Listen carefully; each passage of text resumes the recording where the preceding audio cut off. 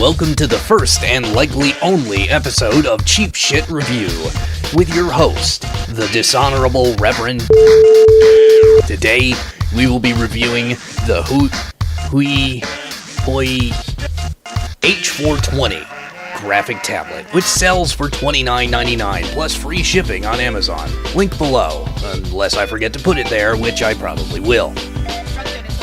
Okay guys, I'm improvising the VO here because the camera audio was so balls. Not that the camera video is that great either, and I apologize for that. But anyway, here's the package. It's clearly made for more than one model, and that's fine, I don't care. One problem I did have is the fact that it wasn't sealed. There was no sticker, no tape, or anything to hold it shut, and thank goodness it didn't come apart and flop around the inside of the Amazon box.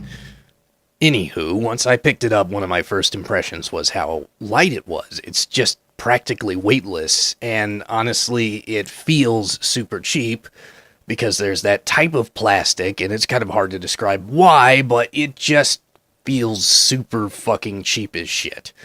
But hey, whatever. Now, here are the pen tips that come with it, spares, there's the pen itself. Oh, excuse me, sorry. And under this shit is the drivers I don't use because, oh my god, a gift! Whoa! Awesome! Anyway, here is the USB cable. I'm actually happy to see that type of connector. I could go on a rant about how stupid micro is for things like cell phones or anything that might bend. And it's really kind of annoying. And oh my god, what's that in there? Sweet! Another gift! It's Christmas! Since I'm not going to sit here and record myself on camera, here's some video of me drawing genitals while I go over my experience with this. This device did not require any additional drivers to be installed, but I am currently using Ubuntu Studio, because I'm a fucking masochist who's too cheap to just go buy an old copy of Windows 7 off of eBay, and who hates Windows 8, and thinks the only version worse or less stable is Windows 10. I'm not joking, Windows 10 fucking sucks. However, like everything in Linux, it's obtuse as shit for no reason. The driver does not seem to have any of the options offered in the Windows version, such as button mapping or a whole bunch of other stuff, and of course no GUI whatsoever.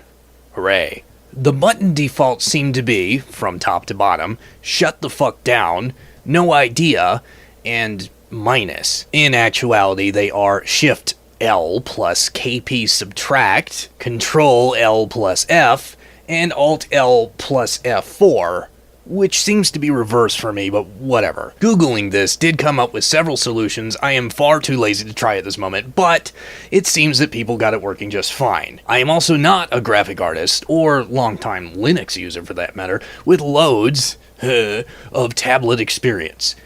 As far as its usability, it takes some getting used to since it's small. Like, very small compared to the screen, with the usable pen surface measuring about 4 inches by 5.5 inches, despite what the package proclaims is 4 inches by 2.3 inches? I must be looking at the wrong thing, but I swear to God that's what the active area is listed as on the back of the box. However, I am not a graphic artist with loads of tablet experience. This may be a normal thing for you. Pressure sensitivity is nice, but 2048 levels? Seems more like 10 or so. But then again, I've literally just tried it out, and I can't say with any certainty or have anything to compare it to. I have a touchscreen laptop with no pressure sensitivity, and I had a Wacom from way back in the day with no pressure sensitivity. By the way, more on this later. I am also not a graphic artist with loads of tablet experience. When starting out, the X-axis extended all the way across both of my monitors. This is why I can't seem to get a very good handle on this chode here.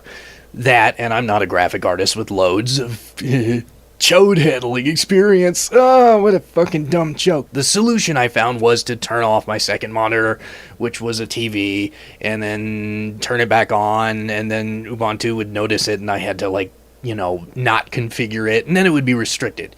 However, I did break down eventually and did some digging, and found a few ways to restrict the tablet to only my left monitor, and it works pretty well. But I will say I have never chewed ibuprofen before. That's how big of a headache it was to me. This is mostly because I'm a Linux newbie with brain damage, but hey, I'm not entirely at fault for that. Sorry, fanboys and fangirls. Doing things with a command line that should take a few clicks in the GUI doesn't make you a superior human being, it just makes you willing to do things that are needlessly difficult. Yeah, open source, people do stuff for free because they want to, but someone has to think a basic ugly GUI is in order for some things, and I can't imagine that it takes that much effort to make. Whatever, brain damage. I'd never be able to figure it out, so kudos to you. Something really weird did happen, though.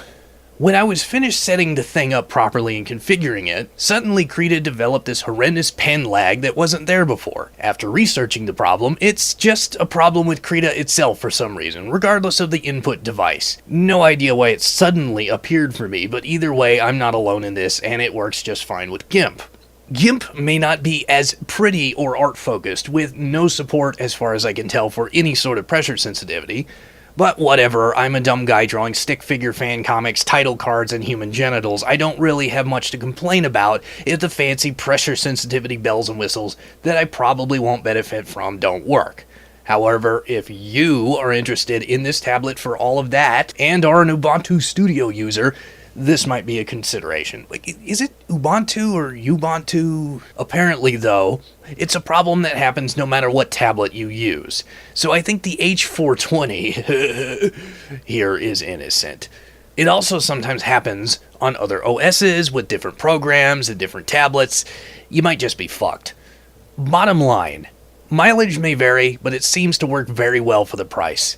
In the past, I've purchased things over twice the price and half the usefulness, and none of the problems I encountered with this seem to be its fault at all, save maybe the odd button defaults, but maybe those are great for Adobe Illustrious or whatever terrible program is the current industry standard. I don't know. Either way, it seems to work well enough for my Berserk X Undertale fan comic, which unfortunately I'm not really joking about. Someone please kill me. Bonus! This is the Sabrent 4-port USB 3.0 hub. I bought this about a year ago, and yeah, it works.